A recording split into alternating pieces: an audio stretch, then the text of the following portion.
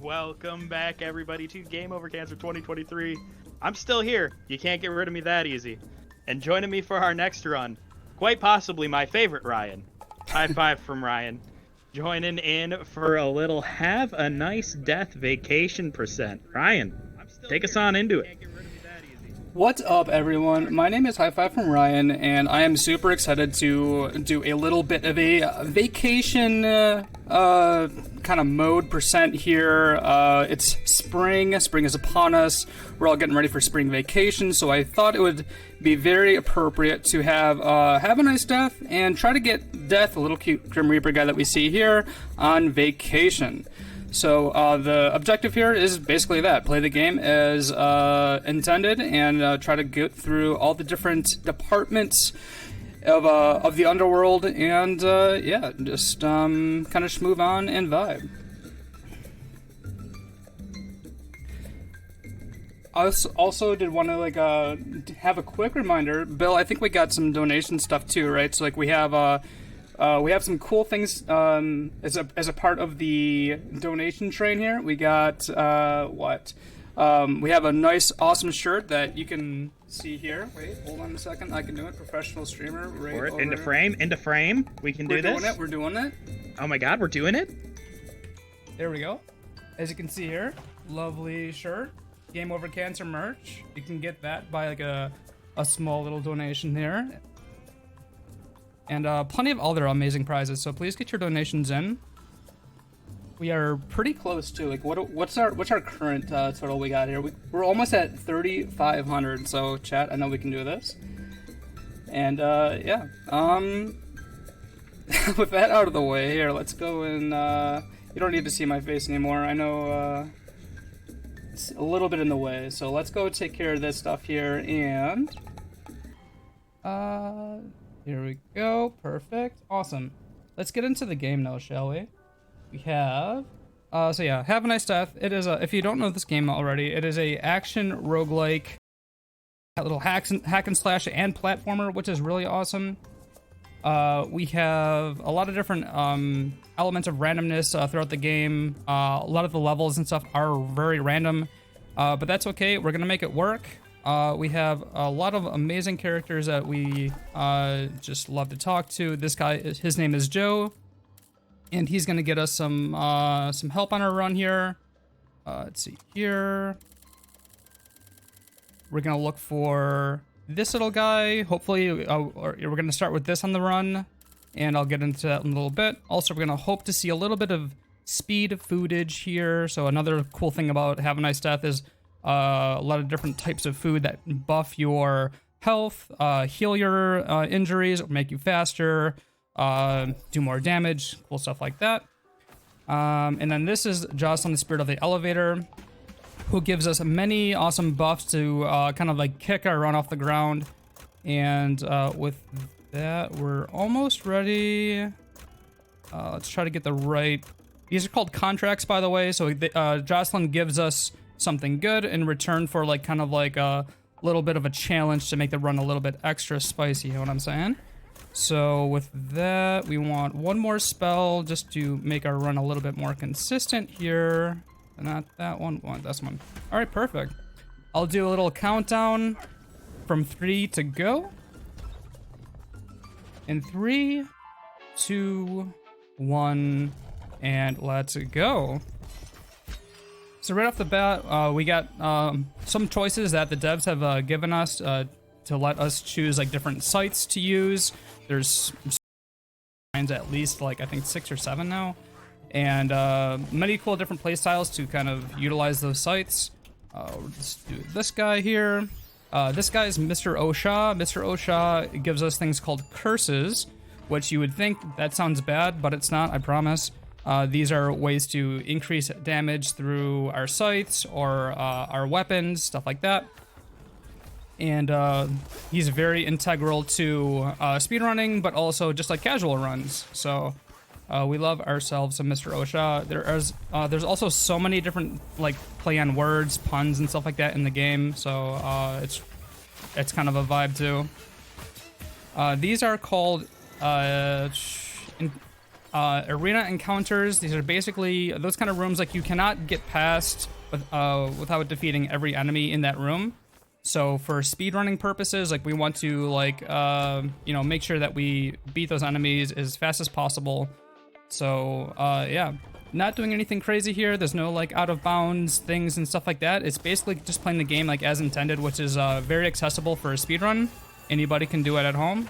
All right, good, we're good.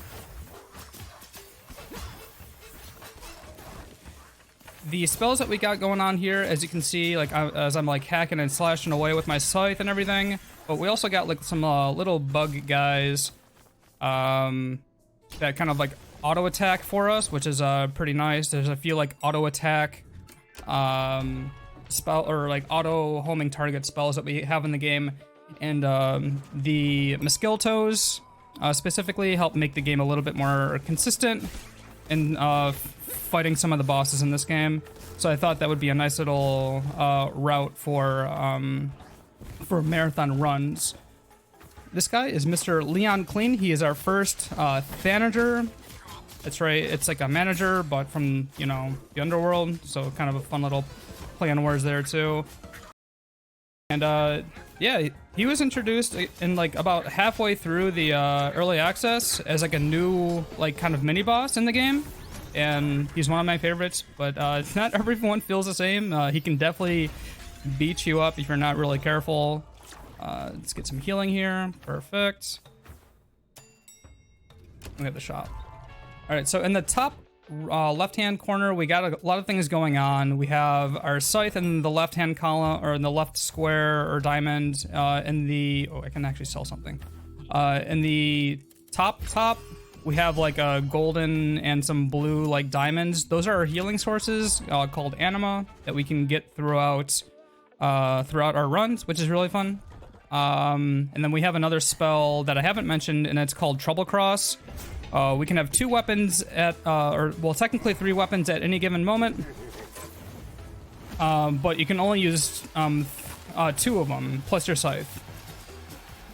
So the other spell that we have here is called Trouble Cross, and the reason why I have that is it increases our base spell damage. So it makes our little mosquito guys hit a little bit harder, which is always good. And this guy here is our first Sorrow of the game, and his name is Brad. Sorry, I'm trying to like throw everything at you, but this is Brad. He is head of security, really awesome at his job. Not really, sarcasm. But then once you beat him, he turns into like this absolute Chad, if you will. So after beating bosses is really cool because like we get rewarded by getting another curse, but also some extra max health and a little bit of healing as well. And then we get to kind of enjoy our victory by going to the next world. And to get there, we need to go through the little break room, which is important because here is our little fridge. The fridge can give you, again, as mentioned before, like healing items and stuff like that. So with that, we're just going to go to the industrial pollution department and into the next world. Here we got Bill, your little friend here, one of your favorite NPCs, little signpost guy. He's actually got a name now. The guy on the signpost. He has a name now? His name is Bert. I love me some Bert. When I was running this game, Bert saved me quite a few wrong direction exits. Definitely. What's really wonderful about this game too is that like they rarely recycle enemy sprites or like just enemies in general. So like every new world you see has like new music, it has new enemies, new art, background, stuff like that. Oh, let's go to a little relaxation area. With that, let's maybe have a little bit little bit of hydration chat. Don't forget to drink your water. Let's get some prismium too. That's some good luck right there. We love a tasty bit of RNG. Absolutely. What's also really cool too, so why I love this game so much is that like the devs have been like really in on like feedback from everyone, whether they're speedrunners or just like general like people of the community, like just the player base in general. We've all like wanted, you know, a little bit more, or like, you know, not just like bug fixes and stuff like that, but little like quality of life things. And of course, us as speedrunners like have wanted like a little bit of a, like we want to see like what our timer looks like what the in-game timer kind of looks like. So on the top right-hand side of the screen, you can see like a little stopwatch there, and it does show, you know, what your in-game time would be, and it stops during load times, which is really nice, and it stops during like some of the rooms, like the shop and the control room, stuff like that. So it makes even speedrunning this game very accessible for anyone. This game is available also on the Switch. So I mean, if you want to speedrun the game on either PC or Switch, the game gives you like a really fair time to go off on, which is pretty fog. And we have this guy, X4, not my favorite. He can definitely slow a run down pretty hard because of how he can just simply go underground and you can't hit him. Just kind of a bobby guy. And what I'm using there, you can kind of like see like the me slowing down a little bit and to do kind of like a unique attack. Those are called Furies, and a Fury is basically a extra stronger attack. And any scythe or any spell or any weapon can do that. They all have like a unique Fury, which is really cool. So you'll be seeing me doing mostly just Fury attacks for sending out more Mosquiltos to kill our targets as fast as possible. Let's see, we had that NPC there. That NPC that we just passed was Harriet. And Harriet's really awesome. You see, Harriet's pretty prominent when just getting into the game, because she's the one that is our trainer. She's our like personal trainer. And she gets us through a lot of the tutorial stuff in Fresh File, which is another category of this game. Ooh, wow, we got a little bit of lucky there with being able to sell that Torn Admin. We're not going to be using it. It's a pretty cool spell though. It sucks people in, doing a bunch of damage and stuff like that. Here we're hoping for one. Yeah, baby. All right, Arch Druid. All right, very good RNG for us. Very happy to get that. Why Arch Druid is so good is that basically it's kind of like a double-edged sword for as far as curses go. It gives you extra damage as long as you have extra anima, as we talked about. So on the top, again, on the top left-hand side of our screen above our health bar, we have like those little pips of gold or blue. The more of those that we have, the more damage we do. And we're maxed out on anima, so that means that we're going to be doing 30 extra damage flat for our spells and our scythes, everything. Whoops. So we're doing a bunch of extra damage right now. We're making a lot of these like pretty trivial. This guy, his name is Grimes. I know he looks like a very macho like puddle of toxicity, but now we just make him a very wimpy puddle, which is really cute.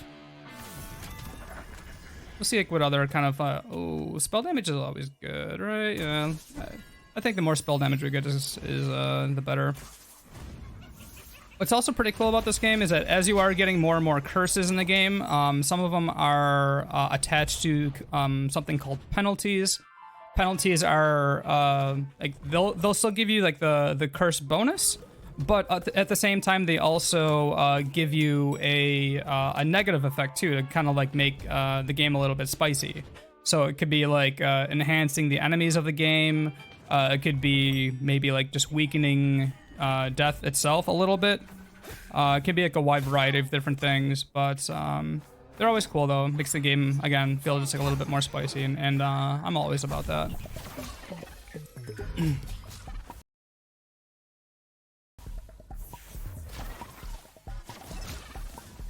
Okay. Those guys always kind of scare me a little bit because there was a bug in like an older version that they like kind of like spit out enemies, and sometimes like it kind of like bugs out the game. But I believe the devs have patched that out, which is always good. Yeah, we're just moving along though. This is the next world. This is illness. So you kind of like see like a theme across like all of the different worlds, right?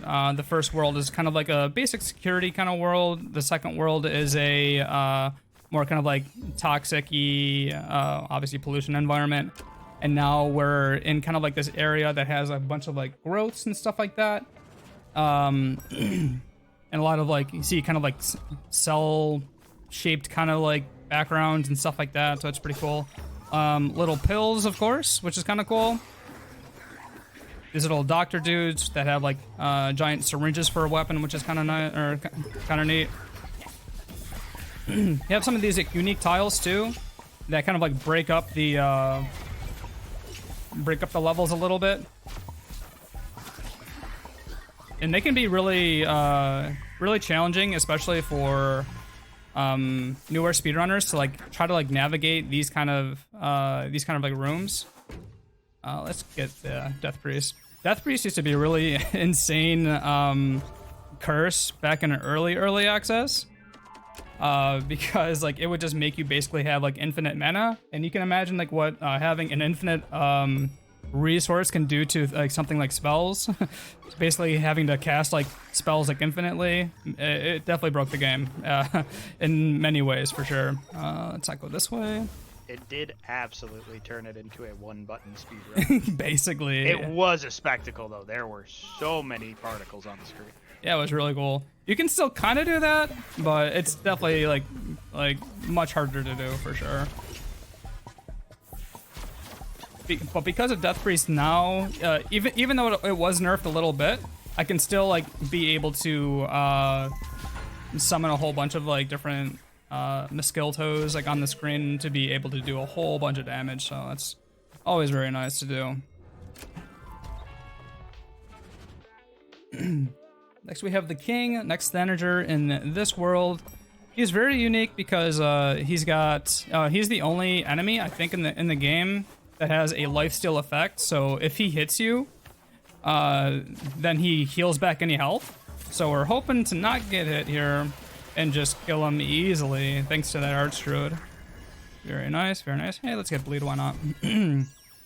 For anyone playing the game casually, Bleed is awesome. Whoops. Yeah, Bleed's amazing because you can just do so much damage with anything, whether it be your scythe, your cloak, different spells. It's very good. It does a bunch of extra damage.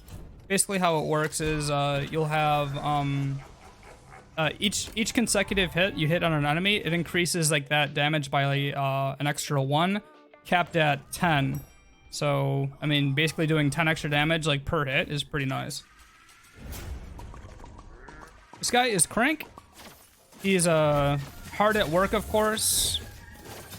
Kind of like see a recurring theme here with all these guys here. And it's kind of like why us as Death, we'd gotta whip these guys back into shape. So there was Crank, the cancerous boss himself. We'll take some mana regen, why not? Take some extra health.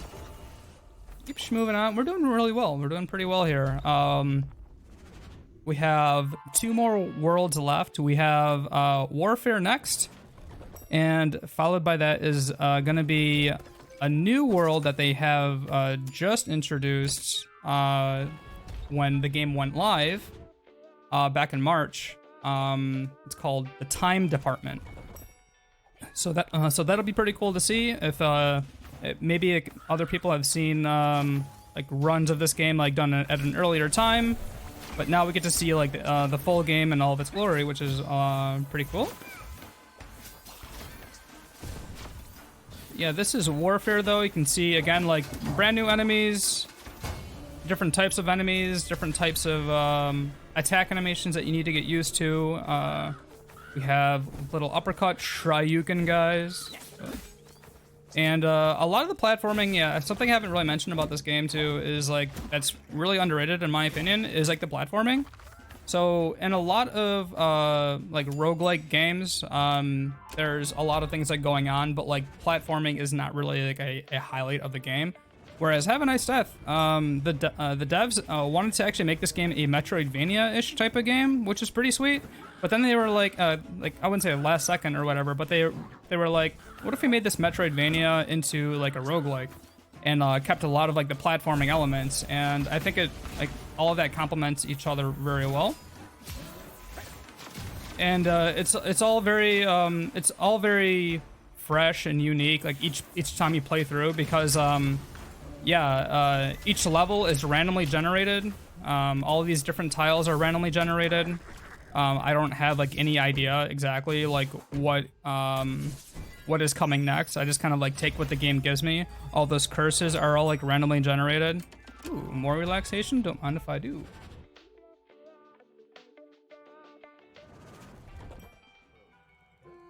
There's Claude. Claude is Claude's pretty awesome. Unfortunate happenstance where he died by a giant disco ball falling on top of his head, but you know, he still finds a way. And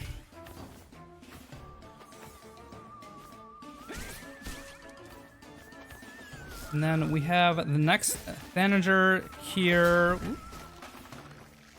And her name is Camille Flage. That's right, it's another play on words here. And she is so adorable, but don't let her cute looks fool you. She is definitely like out for blood for sure. I know that I made that look easy, but she can certainly like do a bunch of damage to you if you're not careful. I know she has like definitely destroyed like a lot of world record paces for me. Just because I was like being absolutely careless, and I was like, you know what, I gotta take it a little bit more seriously. So if you're ever playing casually and you're fighting Camille, just be a little bit careful. That's basically like the biggest advice too that I can give to anybody that wants to play this game, whether it be casually or even speedrunning it, is learn how to use your dash, because your dash is a wonderful resource where you do get iframes, which is really cool. So basically like well-timed dashes can help you get out of a really bad jam. So like learning how enemies work and what their patterns are, and like when you can get through, all those kind of fun things are very important in whether you're speedrunning or just again playing the game casually. This here is Major Plishkon. And hopefully we can. All right. Perfect. There's a little trick that you can do here as Major Plishkon kind of like blows up his world here. We can kind of go off screen and save a little bit of time here and make our way to the elevator, saving us like some time, because like we don't really need to go to the like get the reward from the from beating Major Plishkon. Because like basically our damage is already maxed out anyway, so we can just kind of go off screen there and move on to the next world, which is brand new to a lot of people, is Time. And as you can see here, really cool, you know, again, like background artwork, stuff like that, bunch of like clocks and stuff everywhere, which is pretty sweet. Let's just take some either health or more mana, why not? But yeah, these enemies are very difficult too. I'm making it look pretty easy again because we got lucky in getting a really powerful curse in, oh no, a really powerful curse in Archdruid. And now you get to really see that the thing in Time that's like really ramped up is like the difficulty and like platforming, as well as like the enemies themselves. Because these guys, there's a lot of projectiles in the game. Oops, and the guys that can just like just get you off screen too. There's a lot of yeah, there we go. Definitely a lot of like things to look out for sure. Yeah, the platforming though is like definitely ramped up. Like definitely higher difficulty platforming, higher difficulty enemies. We'll take the shop here because it's a free room, and we love ourselves some free room, so we can keep on schmoving. there's any things we love in a roguelite, right? It's when we don't actually have to play the game. Yeah, basically. Oh, look at this. Free room into free room. Can we get a third one? Can we get a third free room? It.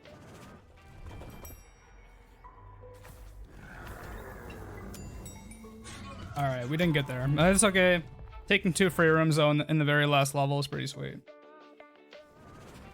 Yeah, after this though, I mean, like, we're looking pretty good though on time, I believe. Probably about like 20 minutes or so.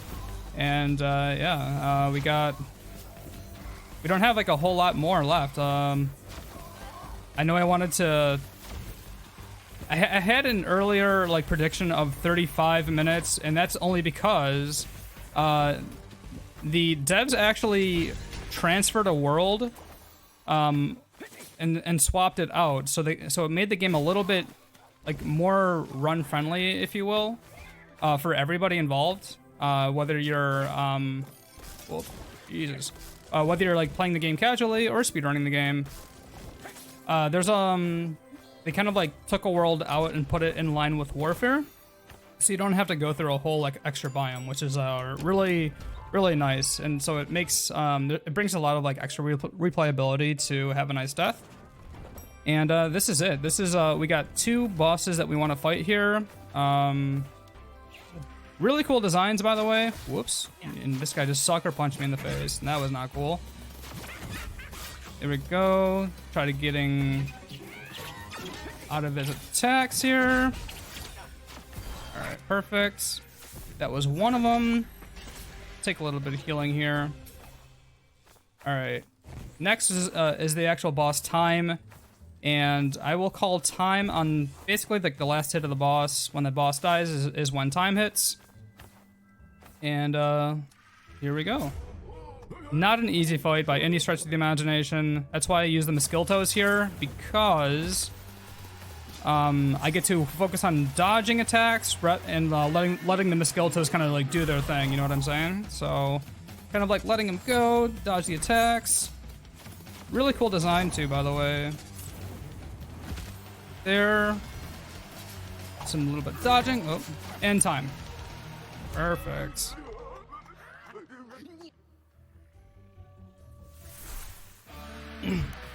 And it is called vacation percent. I did promise vacation percent, so this is what it is. Basically, there's many categories in this game, but as you can see here, Death looks very happy here. We get a nice little transformation into some nice cozy clothing, little dip in the water, and Death finally gets his vacation, which is very wholesome to see. So.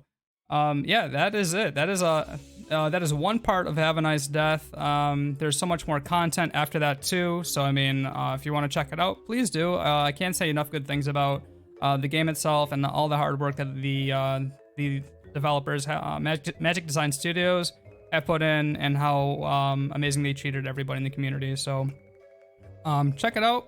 I think it's wonderful.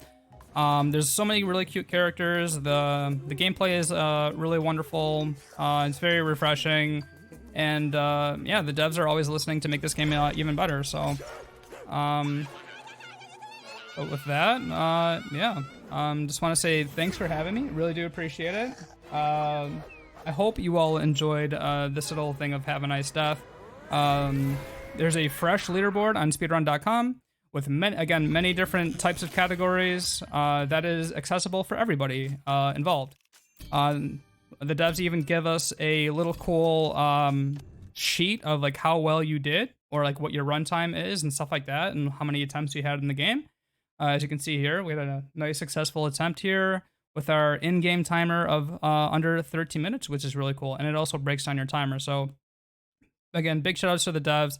And big shout outs to you all in chat for being super wonderful. And big shout out to Bill. And speaking of Bill, you have a run coming up too. So stay tuned for that, for the amazing duo run of Ember Knights. I can't wait to see that. Absolutely. But before we get to that, we do have a couple more runs. We're going to be back here in just a minute. Ryan, thank you so much for the run. It's always a pleasure. We'll be back here in just a couple minutes for the Starbuster demo speed run by Diane Keto. Stay tuned, everyone. We'll be right back.